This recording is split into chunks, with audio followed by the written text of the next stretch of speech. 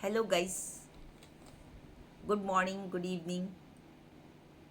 Welcome to my channel Be Positive, a new vibration holder. आपके सामने एक फिर से एक नई फोकस के साथ मिलते हैं, एक नए ब्लॉग के साथ। आज का मेरा मोटिवेशनल वीडियो बहुत ही इमोशनल है, एक पर्सनल टच लिए हुए है। बहुत बार हमें लगता है ना कि नहीं, we should not be personal, हमको पर्सनल नहीं होना चाहिए। पर कभी कभी क्या होता है ना, कुछ घटनाएं मन को छू जाती हैं, कुछ चीज़ें ऐसी याद आ जाती हैं कि ऐसा लगता है व्हाट वी हैव सफ़र्ड और किसी को ना सफ़र करना पड़े। जीते तो बहुत लोग हैं, अपने लिए जीते हैं। कभी एक क्षण मुड़ के देखना तो दूर, लोग दूसरों के लिए एक मिनट भी वेस्ट करना नहीं चाहते हैं। पर हम अगर दूसरों के लिए कुछ करते हैं तो मेरा अपना पर्सनल एक्सपीरियंस है, वी इंजॉय अ लॉट। मन में जो खुशी होती है, मन में जो आनंद होता है, उसका कहीं कोई भी सिला नहीं होता है। अपने लिए हमने बहुत कुछ किया, हम बहुत कुछ करने की कोशिश करते हैं, पर कभी 2 मिनट के लिए दूसरों के लिए जी कर देखिए। अपने लिए हमने सारी दुनिया के एफ़र्ट्स कर लिए, अपने बच्चों के लिए, अपनी लाइफ के लिए, अपने सुकून के लिए, अपनी स्टडीज़ के लिए। बट सोच कर देखिए, have you devoted a single minute और मोमेंट फॉर अदर्स? यदि हमने ऐसा किया है, it will give you a very much pleasure and very much सुकून, जिसको कहना चाहिए। वो आपकी लाइफ में सुकून आपको जब ही मिलेगा when you will do something for others. मैं जॉब में थी, अक्सर मैं दूसरों के लिए बहुत कुछ कोशिश करती थी कि मैं कुछ करूं, पर मौके नहीं मिल पाते थे। एज ए टीचर जो भी मैंने किया, क्लास में बच्चों को पढ़ाया या कुछ भी किया, तो ऐसा लगता था इट इज़ ए ड्यूटी, ये तो हमको करना ही है। 40 साल का मेरा अनुभव था, 40 years एक्सपीरियंस। एक दिन मैं सड़क पर जा रही थी, मैं जैसे ही बस स्टैंड के पास से गुजरी, मेरी गाड़ी को रोककर एक लड़की दौड़ती हुई आई। उसने मुझे पैर छूने लगी। हमारे यहाँ कल्चर नहीं है, हम वेस्टर्न कल्चर में या इसमें इतना नहीं है कि गर्ल्स जो है किसी के पैर छुएं। 2 मिनट को मैं हचकचा गई। उसने जब मेरे पैर छुए तो मैं पूछने लगी, बेटा आप कौन हो?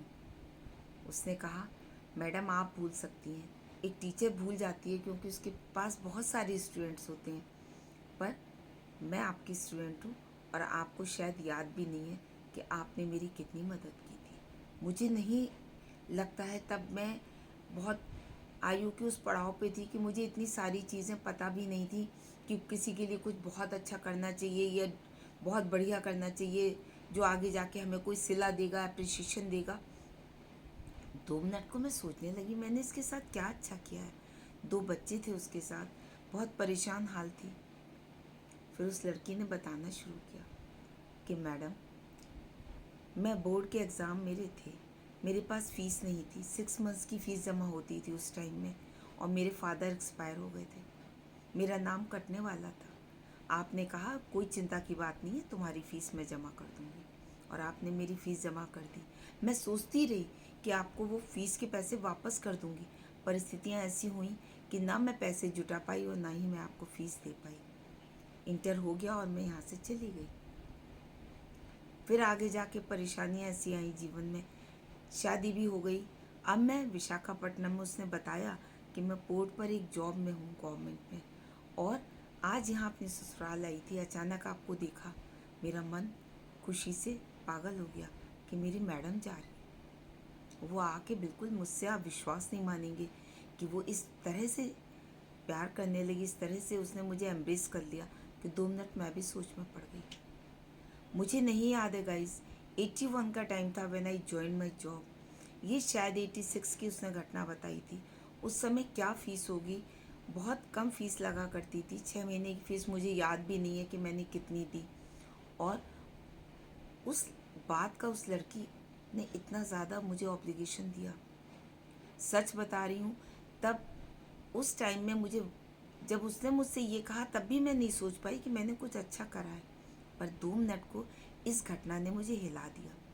और वो कहने लगी आज भी मैं अपने इन लॉज से सबसे तारीफ़ करती हूँ, यदि मैडम ने मेरी फ़ीस नहीं दी होती तो आज मेरे को ये जॉब नहीं मिला होता। बात कुछ भी नहीं है, बहुत छोटी सी है, पर इस घटना ने मेरे को और सोचने पर मजबूर कर दिया कि ये तो जाने अनजाने में मैंने कुछ हेल्प करी होगी जो मैंने सोचा भी नहीं था, पर इसने किसी बच्चे की पूरी ज़िंदगी बना दी। गाइस, मत सोचिए what others are doing for you, लोग आपके साथ क्या कर रहे हैं।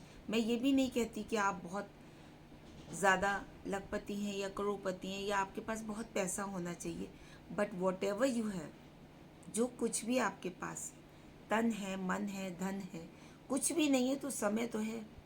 अगर आप कुछ समय, कुछ पल किसी के लिए दे सकते हैं तो ज़रूर दीजिए, शायद आपको इसका सिला मिल ही जाएगा। मैं बहुत दिन तक ये बात सोचती रही, उसके बाद ऐसा नहीं है, ये मेरे जॉब के 10 साल बाद की बात है। मैंने उसके बाद 30 साल जॉब किया, 40 इयर्स जॉब, और हमेशा मुझे एक ही बात ध्यान आई कि मेरे फादर ये कहते थे कि जिसके पास अपने पेरेंट्स की ब्लेसिंग्स होती हैं उसको कोई नहीं रोक सकता है। शायद ये ब्लेसिंग्स थी कि सब कुछ अच्छे से चलता रहा, और जब लाइफ में ख़राब भी हुआ ना तो एक बार को मैंने क्या सोचा, मैंने कभी नहीं सोचा, मैंने सोचा शायद ईश्वर हमसे नाराज़ है। यही एक तरीका है अपने आप को कंसोल करने का, यही एक तरीका है अपने आप को शांत रखने का। मालूम हमें सब है कि सामने वाला हमारे साथ क्या बुरा कर रहा है, मालूम है हमें कि हम उसका कुछ नहीं बिगाड़ सकते, और बिगाड़ेंगे भी तो उसमें हमारा हित हो जाएगा। फिर आप अपने को कैसे कंसोल करेंगे? आपको विश्वास करना ही पड़ेगा ऑलमाइटी पर। ये सच है, ये कटु सत्य है कि जब तक हमारे अपने दिन खराब नहीं होंगे, हमारे स्टार्स बैड नहीं होंगे, यदि आप हॉरोस्कोप को मानते हैं, कुंडली को मानते हैं, न्यूमरोलॉजी को मानते हैं, वॉट एवर यू लाइक, आपको ये मानना पड़ेगा कि नीचे वाला हमारी चीज़ों को जब ही बिगाड़ सकता है जबकि हमारा अपना वक्त खराब होगा। लोग यहीं पर भूल कर जाते हैं और हम अपना रिवेंज खुद लेने की कोशिश करने लगते हैं, जो कि बिल्कुल भी गलत है। ये मेरी छोटी सी घटना थी, इसके बाद बहुत सारी घटनाएं हुई जीवन में, पर ये अनभिज्ञता में मेरे द्वारा किया गया शायद पहला कदम था जो कि मैंने किसी का जीवन सार्थक बनाया। कोशिश बहुत करी लाइफ में, उसके बाद भी करी, अब भी करने की कोशिश करते हैं। कुछ अच्छा भी होता है, कुछ बुरा भी होता है, कभी कभी सब कुछ अच्छा करते हैं फिर भी बहुत बुरा मिलता है। कोई बात नहीं, मन में सुकून होना चाहिए ना। नेवर फॉरगेट कि अगर आप अपने पेरेंट्स की ब्लेसिंग्स लेंगे, उनके मॉरल्स को मानेंगे, ज़िंदगी में आपका कोई कुछ भी नहीं बिगाड़ सकता है। वक्त थोड़ा धीमे चल सकता है, वक्त थोड़ा तेज़ चलेगा, पर एक दिन आपका भी वक्त आएगा। सो नेवर फॉरगेट कि you are not a machine who can take revenge. आप वो मशीन नहीं बने हैं जिसको रिवेंज लेना है। आप ईश्वर के द्वारा प्रदत्त की गई एक वो मशीन है जिससे दूसरों को हमें कुछ ना कुछ अच्छा करना है। आज हमारे साथ भी कुछ अच्छा ही हो रहा है, कुछ ऊपर वाले ने हमारे साथ बढ़िया ही करा है जो हम इस लायक हैं that we can able to do and serve others. Thank you guys. आशा है आपको मेरा ये मोटिवेशनल ब्लॉग अच्छा लगा होगा। मैं जॉब में थी, मैंने 40 इयर्स जॉब किया है।